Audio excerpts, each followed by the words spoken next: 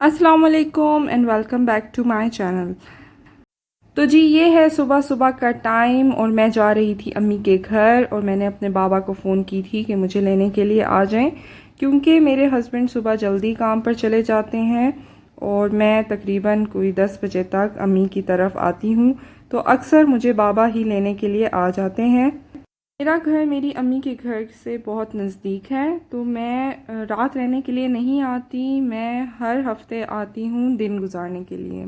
ये बैठा हुआ है मोहम्मद बाबा की गोद में और ये जब भी देखता है कि बाबा गाड़ी चला रहे हैं तो ये ज़िद करता है कि मैंने बाबा की गोद में बैठ के गाड़ी चलानी है, क्योंकि बाबा ने इसको आदी किया हुआ है।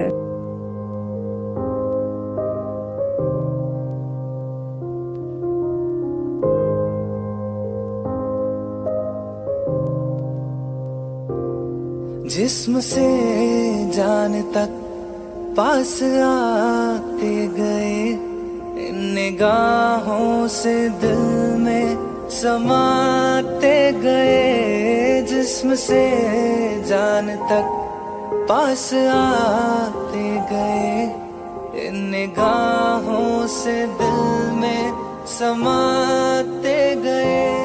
जिस हंसी ख्वाब की थी तमन्ना मुझे, हाँ वही बन गए हो तुम,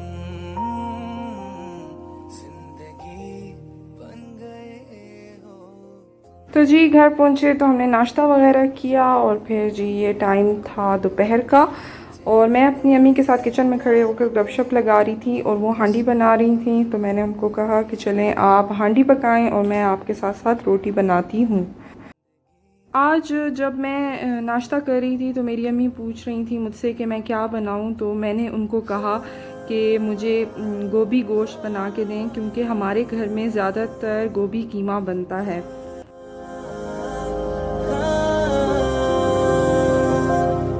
हर किसी से जिसे मैं छुपाता रहा, बेखुदी में जिसे गुनगुनाता रहा।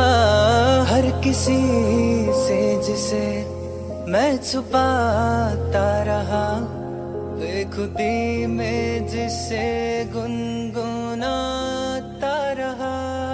मैंने तन्हा कभी जो लिखी लोग गोभी को बहुत ज़्यादा तोड़ देते हैं आखिर में, लेकिन मेरे बाबा को गोभी खिली खिली अच्छी लगती है। और आप देखें कि हमारे जो ये गोभी गोश्त है इसमें गोभी काफ़ी खिली खिली साबित है। और मेरे भाई खफा हो गए कि तुम आती हो तो सब्ज़ियों की फरमाइश करती हो। असल में मैं सब्ज़ियों की फरमाइश इसलिए करती हूँ क्योंकि मेरे हस्बैंड सब्ज़ी बिल्कुल नहीं खाते और उनकी वजह से चिकन और गोश्त और ये चीज़ें खा खा के मैं बहुत बोर हुई होती हूँ। तो मैं जब भी अम्मी के घर आती हूँ तो मैं अम्मी को कहती हूँ कि सब्ज़ी बनाएं। जी इधर बस हमारा खाना तैयार हो रहा था और साथ साथ रोटी पक रही थी और मैं और अम्मी खूब गपशप लगा रहे थे, क्योंकि मैं बहुत दिनों बाद आई थी रात रहने के लिए।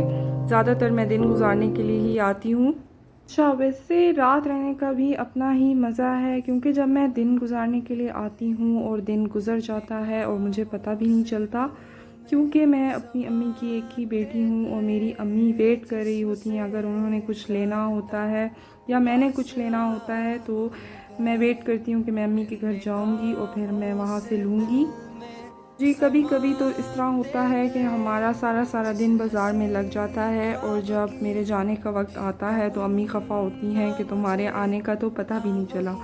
तो इस दफ़ा मैंने अपने हस्बैंड से कहा कि भाई मैंने रात रहनी है।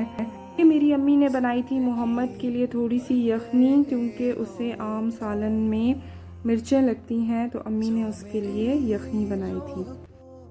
चैन दे प्यार दे वो खुशी बन गए हो तुम,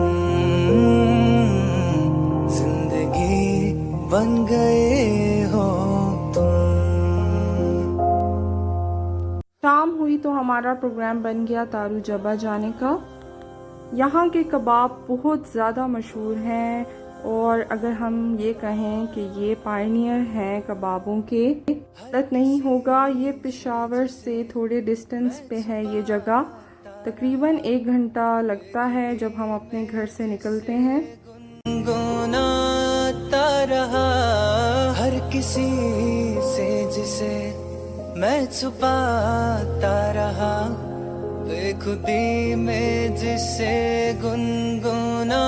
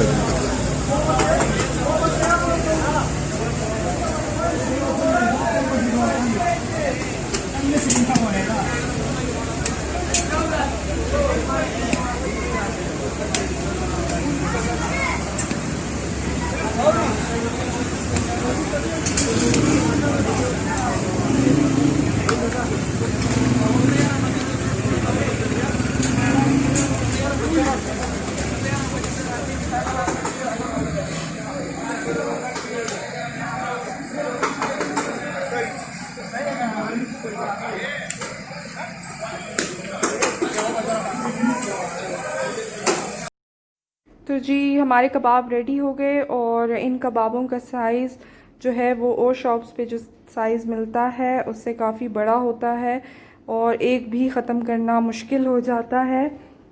प्लेट्स और ग्लास हम घर से ही लेकर गए थे और हमने गाड़ी में ही बैठकर खाए थे। खाना खा के फ़ारिग हुए तो उसके बाद हम गए पेशावर शहर और हमने खाया फ़ालूदा।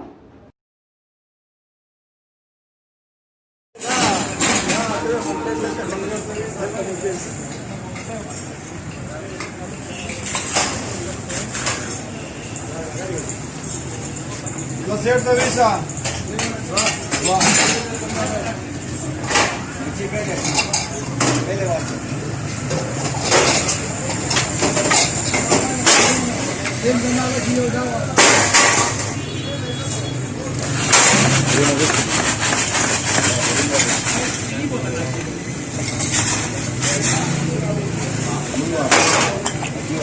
जी आज का व्लॉग यहीं तक था। उम्मीद करती हूँ कि आप लोगों को मज़ा आया होगा।